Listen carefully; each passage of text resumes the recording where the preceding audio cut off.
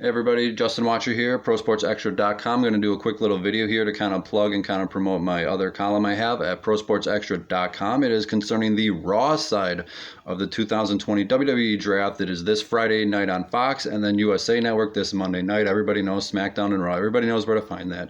But my column is just kind of breaking down everything. I already did a video on SmackDown and I also wrote a column on the SmackDown side. Now this is going to cover the Raw side. So who is going to Raw, you ask? Well, full column is again on ProSportsExtra.com. Always can find it there. You guys know where to find that, ProSportsExtra.com. So number one, I have moving to Raw. I think this is my most obvious. If I'm wrong on this, then I'm probably wrong on everything.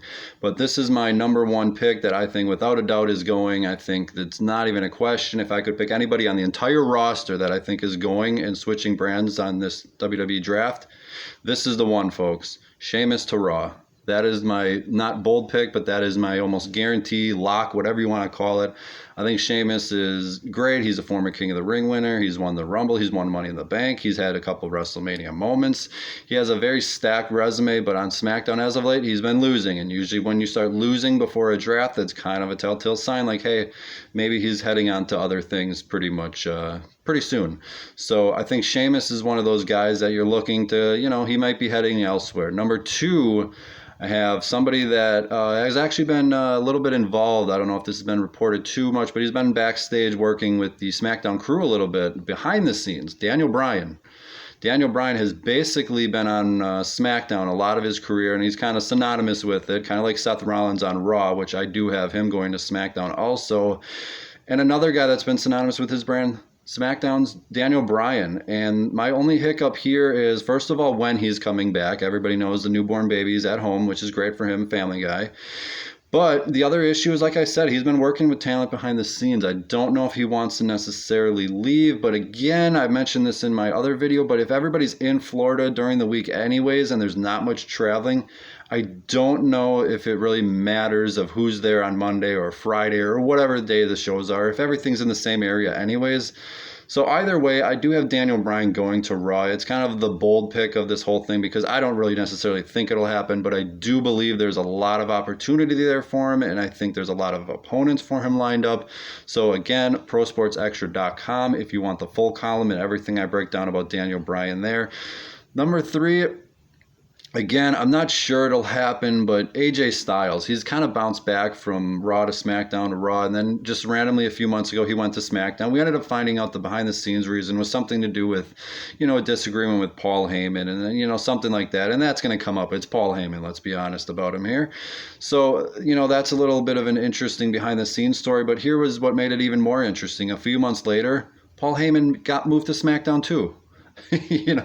So now they're both there, and I don't necessarily know if that's good or bad right now. They've kind of, never said anything bad publicly. I know AJ Styles has a little bit, but you know what? It seems like it's water under the bridge, and they're professionals, so they're going to work together regardless, if they have to. But if AJ Styles does make us think about it, or maybe if just the company wants to kind of get ahead of the issue and just kind of move AJ Styles back to where he was, that may be something. And also in something that you want to look for before the WWE draft, if you're trying to predict the moves, is AJ Styles has been losing a lot lately, and he's not a guy that necessarily should be losing a lot. I know he's a veteran, but he still has plenty of worth, so I don't think he should be losing too much. And he lost recently to, I believe, Jey Uso on last week's SmackDown, if I have the timeline correctly. Not sure he should have lost that. I know they're building up Uso for the big showdown with Roman Reigns, but again, they couldn't find anyone else for it. It was AJ Styles. So again, could mean that he's about to leave. And I put Jeff Hardy in the same category. I didn't necessarily put him down on my list here in the column, but Jeff Hardy's another guy. He's a star. Everybody knows it. He's the stud of this whole thing. Not the stud, Drew McIntyre, but he's a stud in this company, and he needs to kind of get going a little bit more higher up on the card with his new contract. And if he finally gets his old music back that he wants, I know he wants fans for it, but you can do all that on Raw. But again, he's been losing lately too. Number four, I have Sasha Banks. Her versus Bayley. This is interesting. They've been building this up for so long, and they've been connected at the hip. I wrote about this, but, tag team, face, heel. They even went to NXT. They were tag champs. They were involved with Asuka in every single title match. I mean, SummerSlam was all about them. And you know what? Randomly now on a Friday night, we're getting Bayley versus Sasha. Not on a pay-per-view, not inside the cell, not a huge stipulation. They're just doing it. I don't know if it's going to lead to a no contest or whatever. That show is still to happen, so I'm not entirely sure. But, it feels like one of them is going to get moved here. It feels like, okay, they're going to quick do the match, run the feud, and then go their separate ways. I don't know if that's necessarily the plan, but you know what? They have been connected at the hip for 4 or 5 years. And you know what? If they need to kind of break away for a little bit, that's fine by me. I'm not necessarily against that. They can always go back to it. Everybody knows it. They can always go back to Bayley and Sasha, tag team or feuding. It doesn't really matter.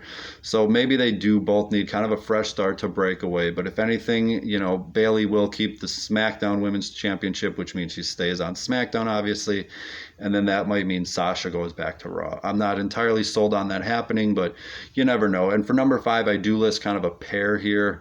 I have The Miz and John Morrison. This one is another one I'm fairly confident in, but they're doing this whole thing with Otis and his Money in the Bank briefcase right now. There's supposed to be a trial on SmackDown to figure it out. So I'm guessing the trial kind of gets wrapped up and then they do the break apart thing. Whatever it is, Mandy Rose recently went to Raw. Again, a move that just came out of nowhere, wasn't part of the draft or anything. So I don't know if that plays into it, but if Otis goes, Miz, Morrison, whatever they end up doing, it feels like that whole story kind of just needs to go their separate ways, do their own thing. We're kind of done with that right now, honestly. It's kind of old news. They've been kind of tired doing it all. And I'm a fan of The Miz.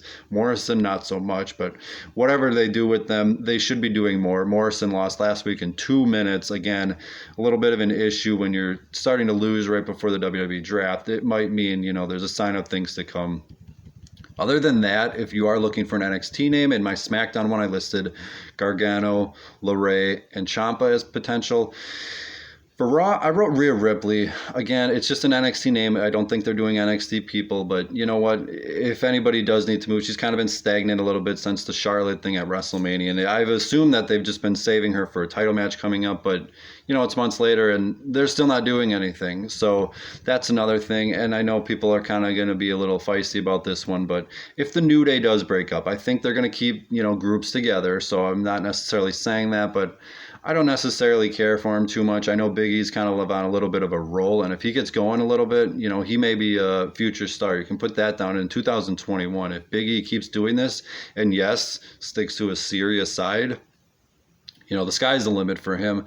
And Kofi and Xavier, whatever they end up doing, I honestly don't really care. So if they are looking to break up the New Day in like an amicable matter or something without a feud, because I don't think they should feud, but this might be a way to do it. And then also I kind of just have down here as extras, but King Corbin, the King of the Ring thing's long gone. I mean, are we kind of still doing that? And then Matt Riddle, whatever his situation is, maybe he does also need a fresh start on Raw. Somebody that'll give him some attention or somebody that'll kind of put a spotlight on him. But that's, of course, only if his backstage issues are, kind of resolved or at least calmed down a little bit or whatever they end up doing with that. But he's got to worry about that right now. That's much more important. But as I said, WWE Draft coming up this Friday night and then also Monday night. So, again, full column, ProSportsExtra.com. Everything is on there. As usual, I will end it with the one and only Go Pack Go chant. Go Pack Go. Go Pack Go. Go Pack Go.